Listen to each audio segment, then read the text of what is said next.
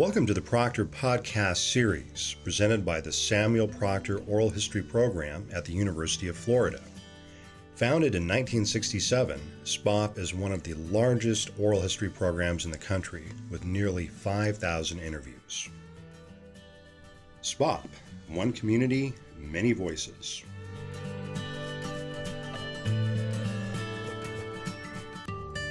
Captain Albert Wilder was a Navy man for the United States during World War II. In the course of his duty, he was assigned to be part of a doomed convoy of Liberty ships, PQ-17, that were wiped out by the Nazis in 1942. His ship was sunk, and the survivors were menaced by German U-boats in the North Atlantic as they made their way towards safe shores. After the war, Captain Wilder went on to become a legendary ship's pilot on the Panama Canal for 3 decades. It's Saturday, the Panama Canal reunion, and we're with Captain Wilder. And first of all, I want to thank you, Captain Wilder, for agreeing to be interviewed. Can you talk a little bit, Captain Wilder, about your earlier life?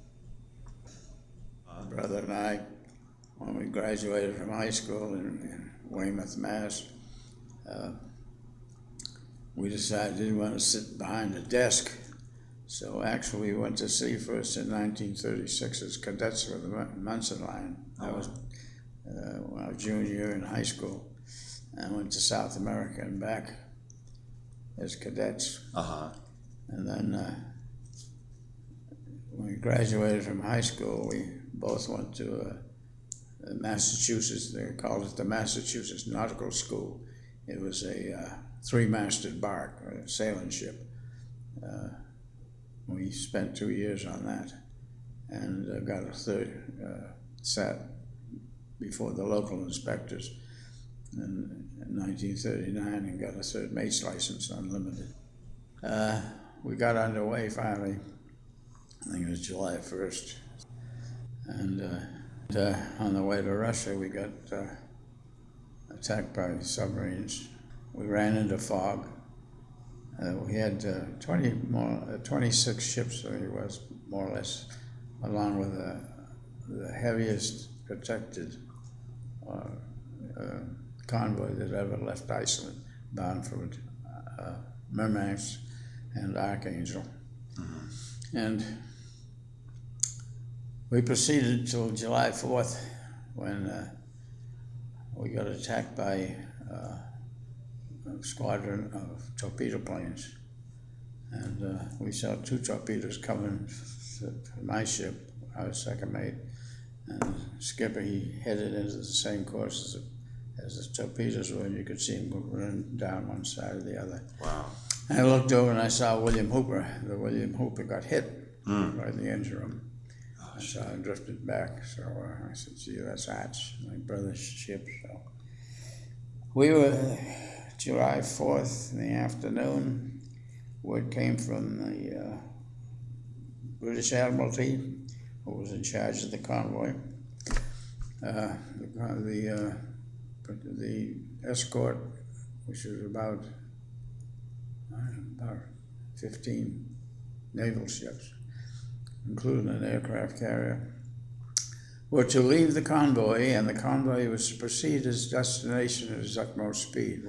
So that's what happened. We separated. So we were attacked by 2 dive bombers come in and dropped 3 bombs apiece. And they drop it once and try to straddle the ship. And of course, the captain, as soon as we saw it, would veer, would zigzag, and they missed us.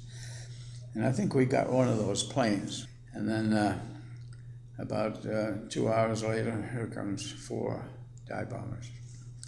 And I think we got one out of that one, but all of the rest of them missed. And I think the last attack was about 3 hours later. I think it was about 5 of them came over.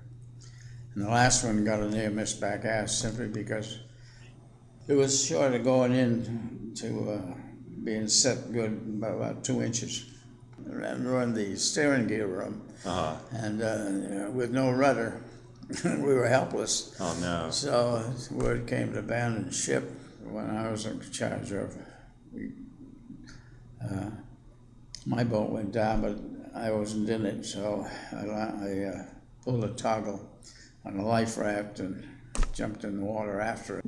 and the water was 36 degrees. Oh, wow. And I was swimming in it. Uh-huh. And, got back into the lifeboat.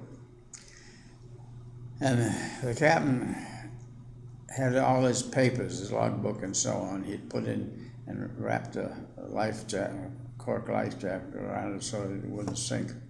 And he'd thrown it over the side, and we were going to go pick it up. When all of a sudden, a torpedo hit the ship. Oh. Boom, and she went. I still see her. She just broke in half. She went this way. Of course, she went down. But anyway, here comes the ship. Oh, hey. And by God, he's coming towards us. And it was a Russian tanker. So, he slowed down. We got aboard. He had a crew already that had been sunk off Hatteras. So now it's 3 crews for one set of lifeboats. They figured, well, we're close to Russia, no problem. And here comes 2 airplanes. So anyway, they missed us. 9 o'clock in the morning, that was. 9 o'clock in the evening, still daylight. Here comes 2 more. Oh, no. And we kept those up. I don't know if we got one of those or not.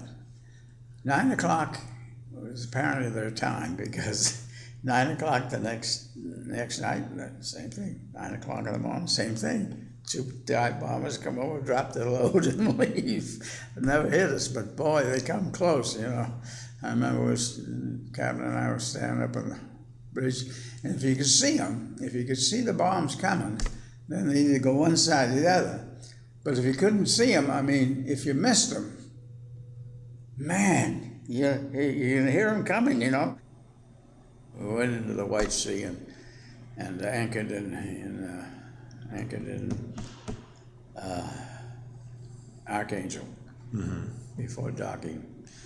So Sullivan got hold of the loudhailer and yelled over, "Have you got any survivors aboard?" And he said, "Yes, we got 3 ship survivors. Now there's 3 crews." The Rathlin was built to rescue sunken ships for the crew anyway. They wanted to know if I had the crew of the William Hooper aboard. I said, "Yeah, we do. Have you got, is Mr. Wilder there?" I said, "Yeah, we'll tell him his brother's over here." Wow. That was good news. That was good news. So we got ashore in Archangel.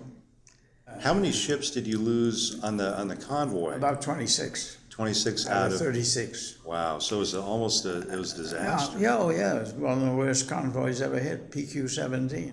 Most of the ships been sunk without the escort on the way over? Yeah, well, the escort left us. Yeah. It says, scatter and proceed at your utmost, scatter and proceed at your utmost speed, which was about 10 knots, which you could run that fast. Yeah, so you're almost like sitting ducks. Yeah, well, we were. We were quite fortunate didn't get killed.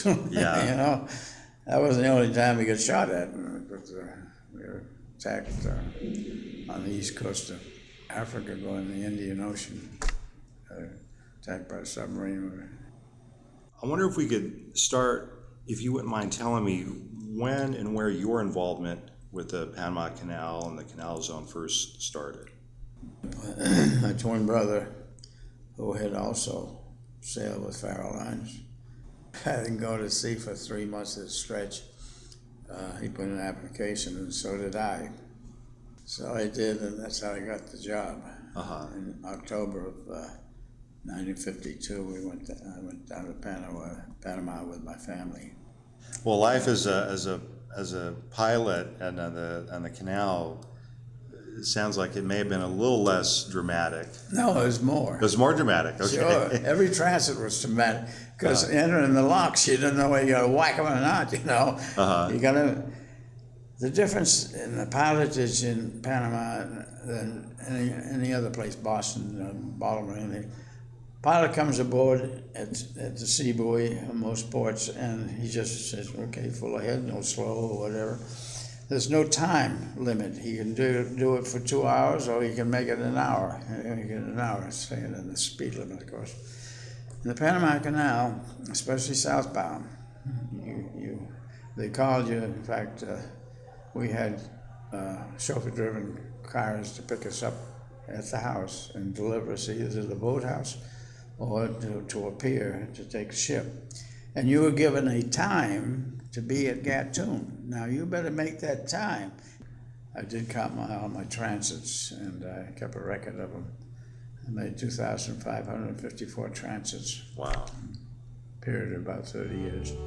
Well, Captain Wilder, thank you so much for taking time to do the interview. I really appreciate it. Oh, I enjoy it. Thank you for listening to this episode of the Proctor Podcast Series. For more information about our program or interviews, please visit our website at www.history.ufl.edu/ORAL or call us at area code 352-392-7168. That's 352-392-7168.